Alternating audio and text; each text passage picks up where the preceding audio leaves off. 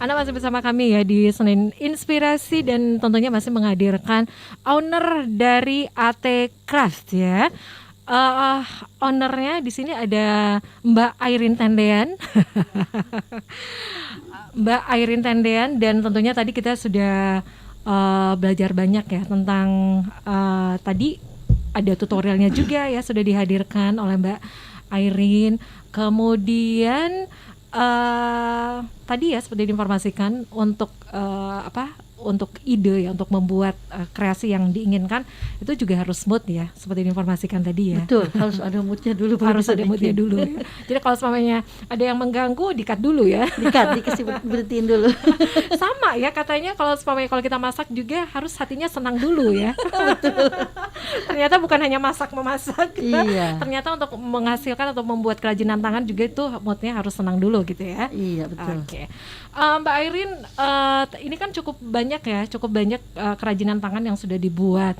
Ya. Saya penasaran ya, ini sudah yang order itu dari mana aja sih?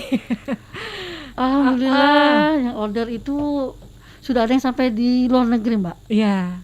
Teman saya sudah dikirim ke Italia. Nah itu apa tuh, produk apa tuh? Tas ya. Waktu itu memang sudah ada satu jadi, dia mau tas yang itu, terus dia minta dibuatin lagi yang warna yang lain. Jadi dia pesan dari Italia, terus saya kirimin dia ke Jakarta, saya kirimin ke Jakarta ke orang tuanya. Nah dari situ dia pas datang ke Jakarta, dari Italia ke Jakarta dia baru ngambil. Kemudian dia order lagi topi kayak gini, persis sama ini, masih ada di rumah, belum saya kirim karena dia masih ada di Italia. Nanti kalau ke Jakarta mungkin dia minta dikirimin. Iya. Terus sudah ke Bali juga, teman pesan, ada yang ke Bali, ada teman juga saya kirimkan ke Kalimantan, ada juga ke Gorontalo. Ya. Jadi dari dari pelanggan itu ada yang repeat order lagi gitu ya? Alhamdulillah banyak yang repeat order, Mbak. Apalagi yang waktu awal-awal pandemi, konektor itu alhamdulillah banyak sekali laku dan repeat order. Tapi kira-kira kalau dari Mbak Airin sendiri ya, pasti ada bergabung di suatu komunitas gitu ya. Betul. Pasti pernah nanya juga dong, apalagi kenapa sih kira-kira kalau dibandingkan dengan kreasi yang lain, terus kenapa mereka lebih serak dengan kerajinan tangan buatan Mbak Airin? Ya gimana ya, orang mungkin punya ciri khas tersendiri ya, atau selera sendiri, pewarnaan, dari teknik pewarnaan atau model. Memang punya ciri khas sendiri. Gitu. Penjahitannya juga apa yang dilihat, Mbak? Kalau dari rajutan ini, cara menjahitnya, cara rajutannya lebih apa? Benangnya lebih rapat atau gimana? Kalau saya lihat sih orang lihat dari pertama model dan warna, kombinasi warna. Kadang orang nggak suka kalau warnanya terlalu tabrak warna ya. Ada berapa macam terus nggak cocok gitu. Orang dari mana gitu ya? Nggak tahu. Terus saya juga nggak terlalu suka kalau terlalu banyak warna dan tidak cocok, tidak kontras gitu kan. Kemudian untuk selama ini untuk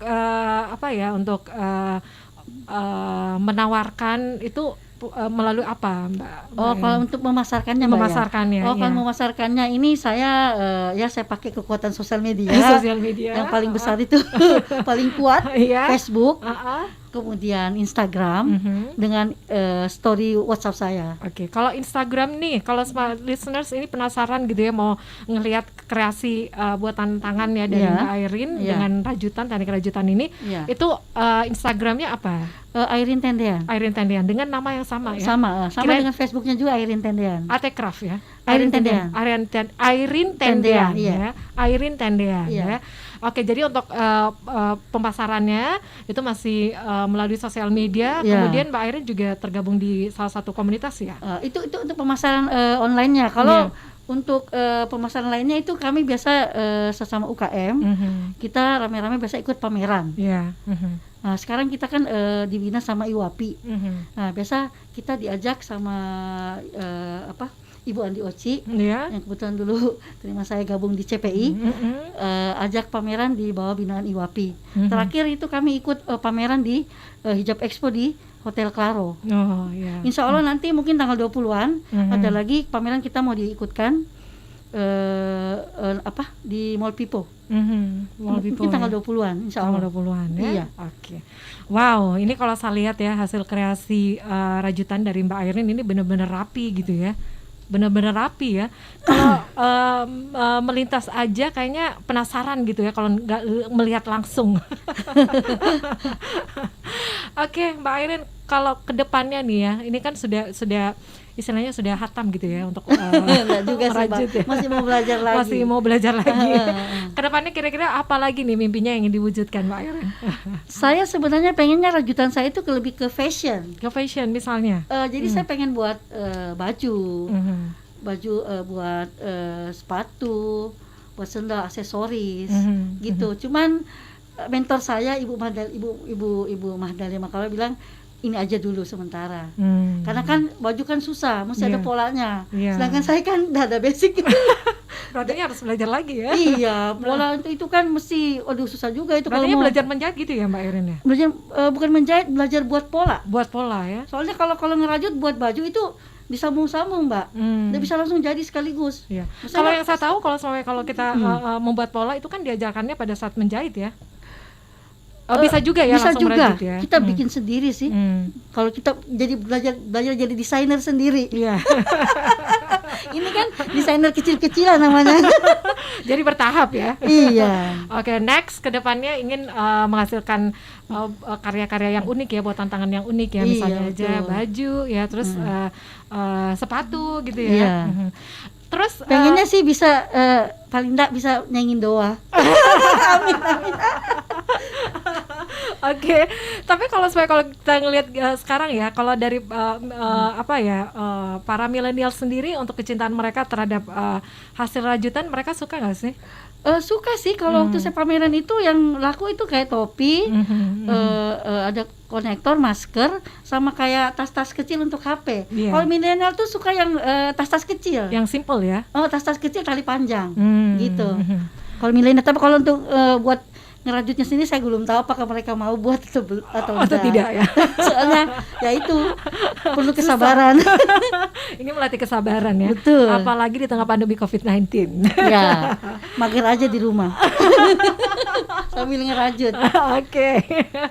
Ini bisa dijadikan lagi nih kegiatan yang yang positif tentunya, Iya, apalagi betul. di tengah pandemi Iya, COVID-19 iya. seperti saat ini. Masih ada yang ingin disampaikan Mbak Airin, khususnya untuk para generasi millennials yang mungkin Anda juga tertarik ya untuk membuat kerajinan tangan dengan teknik merajut. Mungkin ada yang ingin disampaikan Mbak Airin? Apa itu? Prosesnya. Oh, Prosesnya untuk merajut ini ya, itu diperlukan kesabaran, apalagi ya kesabaran, konsentrasi itu konsentrasi yang terpenting ya. Kalau udah konsen nanti motifnya suka loncat-loncat. Jadi mesti balik lagi, dibongkar lagi, Mbak. Oke. Kalau untuk milenial sih bagus, mereka juga bisa belajar kayak gini. Kalau ada yang mau belajar dari sama saya juga boleh. Boleh. Nanti saya bisa kasih tutorialnya. Karena kalau mau ke rumah saya kan belum bisa karena pandemi. Bolehlah saya ajarin kalau mau belajar. Oke, jadi ini Iya. khusus untuk para pemula gitu ya. Iya. Caranya gimana dong kalau semuanya mau belajar secara virtual, langsung aja VC gitu ya? Iya, bisa. Saya videokan nanti tutorialnya. Oke. Iya, Ya. tapi gitu seperti itu. Bisa ngasih nomor handphone atau apa gitu ya? Oh, yang pastinya untuk Instagram tadi ya sudah ada ya? Iya, Instagramnya bisa disebutkan lagi Mbak Airin? Airin Tendean. Airin Tenda. Iya. Oke, itu tadi ya smart listeners. Sekali lagi kita terbatas waktu nih Mbak Iya. Airin, sekali lagi sukses untuk kerajinan ataupun sukses untuk art craft-nya ya, Amin, semoga amin. itu lebih tambah disuka, dan tentunya untuk kerajinan tangannya ini bukan hanya di tadi ya untuk di Makassar aja, tapi juga sudah sampai ke luar negeri gitu Iya, ya. betul. Oke. Alhamdulillah. Baik, sekali lagi terima kasih untuk kedatangannya di sore hari ini, sudah berbagi inspirasi ya Mbak Airin. Sama-sama Mbak Mirsa, terima kasih juga sudah diundang ke Smart FM untuk mengisi acara Senin Inspirasi. Terima Baik. kasih banyak. Iya.